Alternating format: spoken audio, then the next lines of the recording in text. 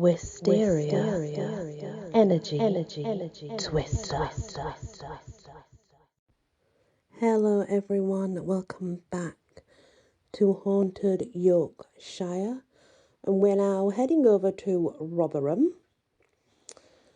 In 1982, miner Stephen Dimbleby had an experience he would never forget at Silverwood Colliery near Rotherham.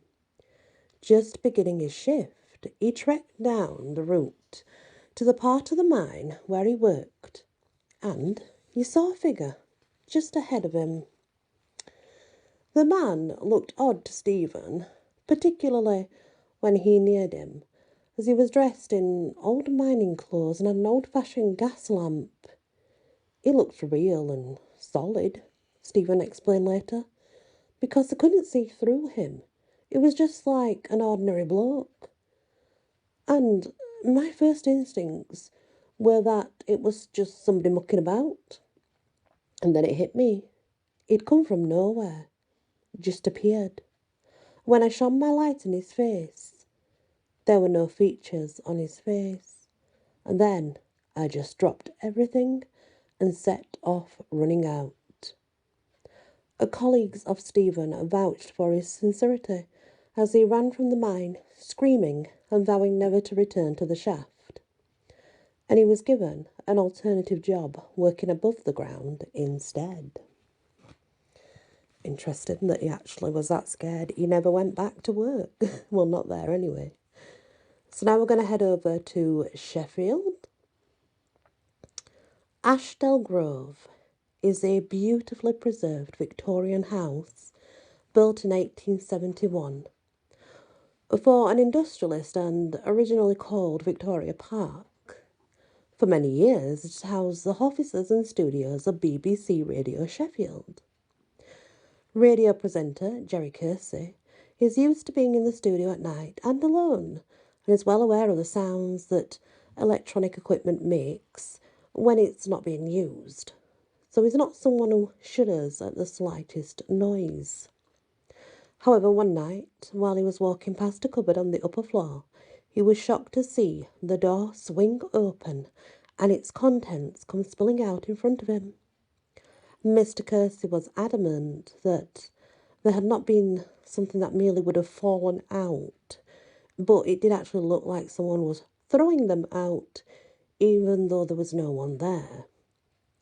Another presenter staged a ghost hunt one night, accompanied by a psychic researcher, and they spent part of the night slowly walking through the building. As they approached the foot of the staircase, the researcher looked up to the top of the stairs, only to see a tall, middle-aged man peering down at them. Suddenly, both the researcher and the presenter were overcome with a fit of violent sickness, which shot through them in waves. It was not until they had moved away from the immediate area that they quickly recovered and experienced nothing else that night. Even before the investigation got underway, the presenter knew there was something odd about the building. He'd been sitting in his office one night editing tapes, when the building was otherwise empty, and he distinctly saw a dark, shadowy figure move past the circular window in the door. Springing up, he checked outside the room and looked down the corridors, but could find nothing to account for the figure. A senior producer has walked out of his studio, Ashdale Grove, 3 times because he sensed he wasn't alone. And on one occasion, electronic equipment was operating by itself, for which he has since been unable to find an explanation. Sports producer Phil Baldy had an unusual experience when he saw the face of an old man staring at him through the circular window in the outside door as he prepared to lock up for the night. And he'd often experienced other inexplicable phenomena, such as figures out of the corner of his eye and odd noises coming from empty rooms and studios. One young lady, who prefers to remain unnamed, often made up a bed for herself on the studio floor at night, rather than take what was a long journey home. but eventually ceased doing this because of the strong feeling that she was being watched. Freelance reporter Richard Hemingway has heard footsteps entering the building and climbing the stairs. Yet there was no one there but him. Engineer Peter Mason has found that controls in studios have been tampered with when he was the only one within reach of them. Although there is a pleasant working atmosphere in the building during the day, many of the staff know only too well that there is a presence here, just watching and waiting. And we're going to move over. We're still in Sheffield, though just a different area. Perhaps it is not so surprising that hospitals tend to focus on ghostly activity because, although they are often the places where people are brought into the world, they're also the places where many spend their last moments before passing away. Middlewood Hospital, in the suburb of Wadsley,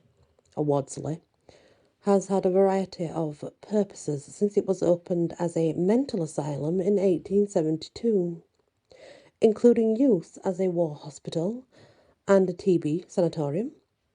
Since being converted to a general hospital, however, various parts of the building have become notorious, with both staff and patients following a huge catalogue of unexplained events.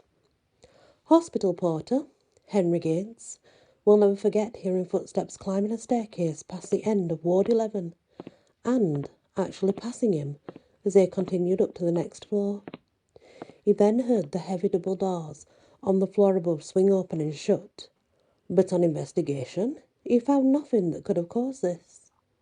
Ward nurse Jean Higham was on night duty and was sitting at a desk at Ward 8 when she saw an elderly patient climb out of bed and start walking towards the doors at the other end of the ward.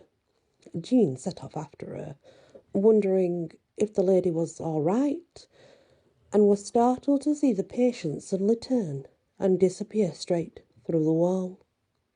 The next morning she mentioned the incident to her relief nurse, and although her colleague said nothing, Jean was treated to an expression which implied, "Oh no, not again."